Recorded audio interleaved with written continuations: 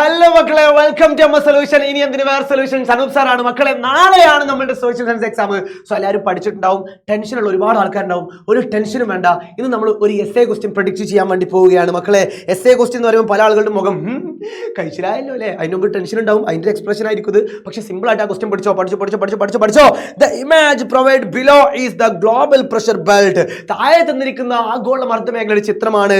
അതിൽ A B എന്ന് പറയുന്നത് എന്താണ് ഫൈൻഡ് ചെയ്യുക. അതുപോലെ എങ്ങനെയാണ് അവിടെ മർദ്ദം രൂപപ്പെടുന്നത്, അല്ലെങ്കിൽ മർദ്ദ മേഖല അഥവാ പ്രഷർ ബെൽറ്റ് രൂപപ്പെടുന്നത് എക്സ്പ്ലെയിൻ ചെയ്യുക. സോ മക്കളെ, സിമ്പിൾ ആക്കിയിട്ട് വളരെ പെട്ടെന്ന് ഞാൻ പറയാൻ പോവുകയാണ്. എല്ലാവർക്കും അറിയാം മർദ്ദം എങ്ങനെയാണ് രൂപപ്പെടുക. മക്കളെ, ഭാരം ഉണ്ടാകുമ്പോഴാണ് അല്ലെ. അത് ഈ ഭാരം അഥവാ വെയിറ്റ് എന്താണ്, അത് എങ്ങനെ കണക്ട് ചെയ്തെന്ന് വെച്ചാൽ സൂര്യപ്രകാശം സൺലൈറ്റ് തട്ടുമ്പോൾ ചൂട് കൂടുമ്പോൾ വായു മുകളിലേക്ക് പോകും. അപ്പൊ അവിടെ വായു ഉണ്ടാവില്ല, ഭാരം കുറയും. ലോ പ്രഷറാണ്, ന്യൂനമർദ്ദമാണ്. അതേപോലെ തന്നെ ഈ മുകളിലേക്ക് പോയ വായു എപ്പോഴാണ് താഴ്ന്നിറങ്ങുന്നത്, അപ്പൊ അവിടെ ഭാരം കൂടും, അവിടെ പ്രഷറും അത് മർദ്ദം കൂടും. അങ്ങനെയാണ് മർദ്ദ മേഖലകൾ ഉണ്ടാകുന്നതിനുള്ള ബേസിക് പ്ലോട്ടിന്റെ മക്കൾ മനസ്സിലാക്കി വെക്കണം കേട്ടോ, സെറ്റാക്കി വെക്കണം. ഇനി നമ്മൾ പഠിക്കാൻ പോവാണ്. അതായത് മക്കളെ, സൂര്യപ്രകാശം സൺലൈറ്റ് വെർട്ടിക്കലായിട്ട് ലംബമായിട്ട് എത്തുന്ന ഒരേ ഒരു പ്രദേശം ഇക്വേറ്റോറിയൽ റീജിയൻ ആണ്, ഭൂമധ്യരേഖാ പ്രദേശമാണ്. അപ്പൊ സ്വാഭാവികമായിട്ട് ഇവിടെ ചൂട് കൂടി ഇവിടുത്തെ വായുക്ക് മുകളിലേക്ക് വികസിച്ചുയരും അല്ലെ. അപ്പൊ ഇവിടെ ഭാരം ഉണ്ടാവോ, വെയിറ്റ് ഉണ്ടാവോ? ഇല്ല. അപ്പൊ സ്വാഭാവികമായിട്ട് പ്രഷർ ഉണ്ടാവോ? ഇല്ല അല്ലെ. ലോ പ്രഷർ ആയിരിക്കും അഥവാ ന്യൂനമർദ്ദമായിരിക്കും ഉണ്ടാവുക, മർദ്ദം കുറവായിരിക്കും. സെറ്റ്. അപ്പൊ അതാണ് സംഭവം. ഒന്നാമത്തെ ഏരിയ ഭൂമധ്യരേഖയിൽ ന്യൂനമർദ്ദം, ഭൂമധ്യരേഖ ന്യൂനമർദ്ദ മേഖല കണ്ടോ, equatorial low pressure belt. Set ആണ്. Sunrise fall almost vertically throughout the year. സൂര്യപ്രകാശം വർഷം മുഴുവൻ ലംബമായിട്ട് പതിക്കുന്നു. High temperature in the equatorial region causes the air to expand and rise forming the low pressure belt. അതായത് വേറെ ഒന്നുമല്ല മക്കളെ, ഭൂമധ്യരേഖാ പ്രദേശത്ത് സൂര്യന്റെ ചൂടേറ്റ വായു മുകളിലേക്ക് വികസിച്ച് അങ്ങോട്ട് ഉയരുകയാണ്. ഉയരുമ്പോൾ സ്വാഭാവികമായിട്ട് അവിടെ വായു ഇല്ലല്ലോ, അവിടെ ലോ പ്രഷർ അഥവാ ന്യൂനമർദ്ദം രൂപപ്പെടുന്നു. അതാണ് ഭൂമധ്യരേഖ ന്യൂനമർദ്ദ മേഖല. സെറ്റാണ്. സോ ഈ ഭാഗത്ത് ഇപ്പം വായു ഇല്ലാത്തതുകൊണ്ട് കാറ്റുണ്ടാവില്ല. കാറ്റില്ലാത്ത ഈ ഏരിയ നമ്മൾ വിളിക്കുന്ന പേര് ഡോൾഡ്രം. മറക്കരുത്, ഡോൾഡ്രം അഥവാ നിർവാത മേഖല. ഓക്കെ. രണ്ടാമത് ബി എന്ന് പറയുന്നത് എന്താണ്? യെസ്, ഇവിടുന്ന് മുകളിലേക്ക് വികസിച്ചുയർന്ന വായു പതിയെ ചൂട് കുറഞ്ഞ് സങ്കോചിച്ച് താഴ്ന്നിറങ്ങുമ്പോൾ അവിടെ മർദ്ദം കൂടും, ഭാരം കൂടും അല്ലെ, പ്രഷർ കൂടും. യെസ്, അപ്പൊ അവിടെ ഹൈ പ്രഷറായി, ഉച്ചമർദ്ദമായി. സോ ഈ ഏരിയ ഏതാണ്? ട്രോപ്പിക്കൽ റീജിയൻ ആണ്. സബ് ട്രോപ്പിക്കൽ അത് ഉപോഷ്ണ മേഖലയാണ്. സോ അതുകൊണ്ട് sub tropical high pressure belt ഉപോഷ്ണ ഉച്ചമർദ്ദ മേഖല എന്ന് വിളിക്കുന്നു. Warm air from the equatorial region rises and move towards the poles as upper air wind. ഭൂമധ്യരേഖാ പ്രദേശത്തെ ചൂടായ വായു ഉയർന്ന ധ്രുവങ്ങളിലേക്ക് വീശുന്നു. കണ്ട, മുകളിലേക്ക് പോവാണ്, രണ്ട് പോളാർ റീജിയനിലേക്ക് പോവാണ്. അപ്പൊ എന്ത് സംഭവിക്കും? The air cools and strings near 30 degree north and 30 degree south latitudes. അപ്പൊ ഇത് മുകളിലേക്ക് പോയ വായു പതിയെ തണുത്ത് സങ്കോചിച്ച് താഴ്ന്നിറങ്ങും. എവിടേക്ക് ഇറങ്ങാം? 30 ഡിഗ്രി നോർത്ത് 30 ഡിഗ്രി സൗത്തിലേക്ക് ഇറങ്ങും അല്ലെ. ഇറങ്ങുന്ന സമയത്ത് foaming the sub tropical high pressure belt, അവിടെ ഉപോഷ്ണ ഉച്ചമർദ്ദ മേഖലകൾ രൂപപ്പെടുന്നു. സെറ്റാണ്, അടിപൊളിയാണ്, ക്ലിയർ ആണ്. ഇതേപോലെ നമുക്ക് നാളത്തെ, ഇത് കഴിഞ്ഞ കൊല്ലം എസ് എ ചോദിച്ചത് കൊണ്ട് ഇപ്രാവശ്യം ഒരു പക്ഷെ 4 മാർക്കിനാവും, അല്ലെങ്കിൽ ഒരു പക്ഷെ റിപ്പീറ്റ് ആയിട്ട് ചോദിക്കാനുള്ള ചാൻസും ഞാൻ കാണുന്നുണ്ട്. അത് കൂടാതെ നാളത്തെ ഒരു ക്വസ്റ്റ്യൻ ഏതാണെന്ന് ചോദിച്ച മക്കളെ, ഇതായിരിക്കും. ആ ക്വസ്റ്റ്യൻ കേട്ട് നിങ്ങൾ നെട്ടണ്ട. സംഭവം സിമ്പിൾ ടോപ്പിക് ആണ്. ഓക്കെ മക്കളെ, നോക്കിക്കോളാം. ഇതാണ് ആ ടോപ്പിക് എന്ന് പറയുന്നത്. എന്താണ്? Factors influencing distribution of temperature അഥവാ താപവിതരണത്തെ സ്വാധീനിക്കുന്ന ഘടകങ്ങൾ. പക്ഷെ ക്വസ്റ്റ്യൻ ഇൻഡയറക്റ്റ് ആയിട്ടായിരുന്നു ആ ചോദ്യം വരിക. അതായത് ഭൂമിയിൽ എല്ലായിടത്തും ഒരുപോലെയല്ല താപനില ലഭിക്കുന്നത്. അപ്പൊ അതിന്റെ വിതരണത്തെ സ്വാധീനിക്കുന്ന ഘടകങ്ങൾ അഥവാ ഡിസ്ട്രിബ്യൂഷനെ സ്വാധീനിക്കുന്ന ഘടകങ്ങൾ എന്തൊക്കെയാണ് ചോദിച്ചുകൊണ്ട് ചെയ്യും. അങ്ങനെ വളഞ്ഞു മൂക്കിടിക്കുന്ന ഒരു ക്വസ്റ്റ്യൻ ആയിരിക്കും എന്തായാലും വരികയാണെങ്കിൽ. ഓക്കെ, കാരണം സാധാരണ ഇവിടെ ചോദ്യം ചോദിക്കാൻ മടിയായിരിക്കും. കാരണം എന്താ അറിയോ, ഇവിടെ ഒരുപാട് ചോദ്യങ്ങൾ കിട്ടുന്ന സ്ഥലമാണ്. കണ്ടോ, ഈ ലാറ്റിറ്റ്യൂഡ് അഥവാ ഓൾട്ടിറ്റ്യൂഡ്, ഉയരത്തിൽ നിന്ന് ഒരു ചോദ്യം സെപ്പറേറ്റ് ചോദിക്കാൻ പറ്റും. ഓഷ്യൻ കറൻസ് അഥവാ സമുദ്രജല പ്രവാഹത്തിൽ നിന്നും റിലീഫ് അഥവാ ഭൂപ്രകൃതി സെപ്പറേറ്റ് ചോദ്യം ചോദിക്കാൻ പറ്റും. പക്ഷെ ചോദിക്കൂല.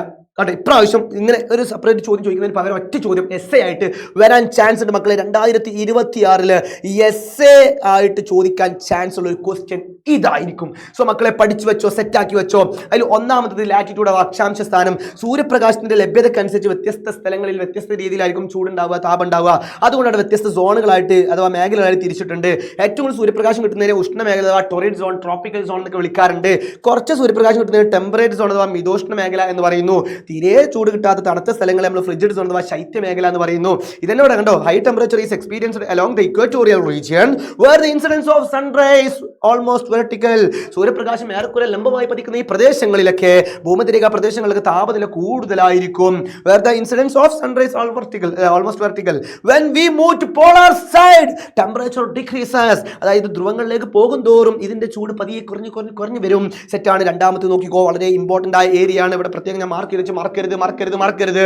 എന്താണ്? ഉയരം കൂടുമ്പോൾ ചായയുടെ സ്വാദ് കുറയും എന്നല്ല നമ്മൾ പറയേണ്ടത്, ചൂട് കുറയും. അതാണ്. ഓക്കെ, ചായ താഴേക്ക് ചൂടുണ്ടല്ല, ചൂടാലോചിച്ചാൽ മതി. Atmosphere temperature decreases with increases in altitude. ഉയരം കൂടുന്തോറും താപനില ക്രമേണ കുറഞ്ഞു വരുന്നു. ഓക്കെ, എങ്ങനെ കുറഞ്ഞു വരാം മക്കളെ? Gradient decreases in temperature at the rate of 6.4 degree Celsius per kilometre at altitude. അണ്ട് ഓരോ കിലോമീറ്റർ ഉയരത്തിനും 6.4 ഡിഗ്രി സെൽഷ്യസ് കുറഞ്ഞു വരുന്നുണ്ട്. മറക്കല്ലേ, ഈ പ്രക്രിയയെ നമ്മൾ വിളിക്കുന്ന, അല്ലെങ്കിൽ ഈ പ്രോസസ്സിനെ, അല്ലെങ്കിൽ ഈ ഫിനോമിന, ഈ പ്രതിഭാസത്തെ നമ്മൾ വിളിക്കുന്ന പേര് നോർമൽ ലാപ്സ് റേറ്റ് അഥവാ ക്രമമായ താപനഷ്ട നിരക്ക്. സെറ്റല്ലേ മക്കളെ? സെറ്റാണ്. അപ്പൊ അടുത്ത ഡിസ്റ്റൻസ് ഫ്രം ദ സീ, കടലിൽ നിന്നുള്ള അകലമാണ് മക്കളെ. തീരത്തോട് അടുത്ത് നിൽക്കുന്ന സ്ഥലത്ത് സ്വാഭാവികമായിട്ട് കടൽക്കാറ്റും കരക്കാറ്റും ഉണ്ടായതുകൊണ്ട് അവിടെ മോഡറേറ്റ് ആയിരിക്കും, മിതമായ കാലാവസ്ഥയായിരിക്കും. ഉൾപ്രദേശങ്ങളിലേക്ക് ഈ കാറ്റ് എത്തുന്നില്ല. അപ്പൊ അവിടെ നല്ല ചൂടേക്കാരം വേനൽക്കാലത്ത്, നല്ല തണുപ്പേക്കാരം ശൈത്യകാലത്ത്. അപ്പൊ diurnal range of temperature is low in coastal area and high in interiors. ആ ഒരു കാര്യം മറക്കരുത്. അതവിടെ പറഞ്ഞു കണ്ടോ, coastal areas have moderate temperature. Yes, തീരപ്രദേശങ്ങളിൽ കടൽക്കാറ്റും കരക്കാറ്റും ഉണ്ടായതുകൊണ്ട് മിതമായ കാലാവസ്ഥയായിരിക്കും ഉണ്ടാവുക. Far away from the sea, കടലിൽ നിന്ന് അകലും തോറും എന്ത് സംഭവിക്കും? Yes, gradual decreases to cause very high day temperature and low night temperature. Yes, പകലെന്തായിരിക്കും? നല്ല ഉയർന്ന ചൂടുണ്ടാവും, രാത്രി വളരെ കുറവായിരിക്കും ചൂടുണ്ടാവുക, തണുപ്പായിരിക്കും ഉണ്ടാവുക. ഓഷ്യൻ കറൻസ്, സമുദ്രജല പ്രവാഹം വളരെ സിമ്പിൾ ആണ്, ഇമ്പോർട്ടന്റ് ആണ്. മക്കളെ നോക്കി വെച്ചോ. ഞാനിപ്പോൾ വെറുതെ നിൽക്കുകയാണ്, എൻ്റെ മേത്ത് ഒരു ചൂടുവെള്ളം പറഞ്ഞു, ഞാൻ ചൂടാവും അല്ലേ? എൻ്റെ മേത്ത് തണുത്ത വെള്ളം പറഞ്ഞു, ഞാൻ തണുത്തു പോകും. അതുപോലെ തന്നെ ചൂടുള്ള വെള്ളം പോകുന്ന ഭാഗത്തേക്ക് ചൂടാക്കുന്നു, തണുത്ത വെള്ളം പോകുന്ന ഭാഗത്തേക്ക് തണുപ്പാക്കുന്നു. ഇതിനെ വിളിക്കുന്ന പേരാണ് ഓഷ്യൻ കറൻസ് എന്ന് പറയുന്നത്. സിമ്പിൾ ആണ്. ഓക്കെ, ഞാൻ സിമ്പിൾ ആയിട്ട് ഒന്നുകൂടി എക്സ്പ്ലെയിൻ ചെയ്ത് കാണിച്ചു തരാം. Warm ocean currents increases the temperature of coastal region. തീരപ്രദേശങ്ങൾ എന്ത് ചെയ്യുന്നുണ്ട്? ഉഷ്ണജല പ്രവാഹങ്ങൾ ചൂടാക്കുന്നുണ്ട്. Cold ocean currents decreases the temperature of coastal region. അതായത് ശീതജല പ്രവാഹങ്ങൾ, തണുപ്പുള്ള വെള്ളത്തിൽ തീരപ്രദേശങ്ങളിൽ താപനില കുറക്കുന്നുണ്ട്. അത്രേ ഉള്ളൂ. അതിന്റെ എക്സാമ്പിൾസ് ഇത് അത്ര ഇമ്പോർട്ടന്റ് അല്ല. ഈ ഒരു കാര്യം മക്കൾ മനസ്സിലാക്കി വെക്കണം, സെറ്റാക്കി വെക്കണം. ലാസ്റ്റ് റിലീഫ് അഥവാ ഭൂപ്രകൃതി എന്ന് പറയുന്നത്, നമുക്കറിയാം ഭൂമി ഇങ്ങനെ എപ്പോഴും ഒരേ സ്ഥലത്തോ എല്ലായിടത്തും നിരന്നിട്ടാണോ? അല്ല, പരന്നിട്ടൊന്നല്ല, അവിടെ ഏറ്റക്കുത്തിനെയാണ് ഉണ്ടാവുക. അപ്പൊ സ്വാഭാവികമായിട്ട് സൂര്യപ്രകാശം ഡയറക്റ്റ് ആയിട്ട് കിട്ടുന്ന എല്ലാ സ്ഥലങ്ങളിലും ചൂട് കൂടുതലായിരിക്കും. അതിന്റെ ഓപ്പോസിറ്റ് സൈഡ്, മറുവശങ്ങളിൽ സ്വാഭാവികമായിട്ട് ചൂട് കുറവായിരിക്കും ഉണ്ടാവുക. അപ്പൊ എ എന്ന് പറയുന്നത് ചൂട് കുറവാണ്, ബി എന്ന് പറയുന്നത് ഹൈ ടെമ്പറേച്ചർ ആയിരിക്കും. ആ ഒരു സംഭവമാണ് ഇതിൽ പറയുന്നത്. സോ ഇതുപോലെ ഇനി ഒരു എസ്സേ ക്വസ്റ്റ്യനും കൂടി ഉണ്ട്.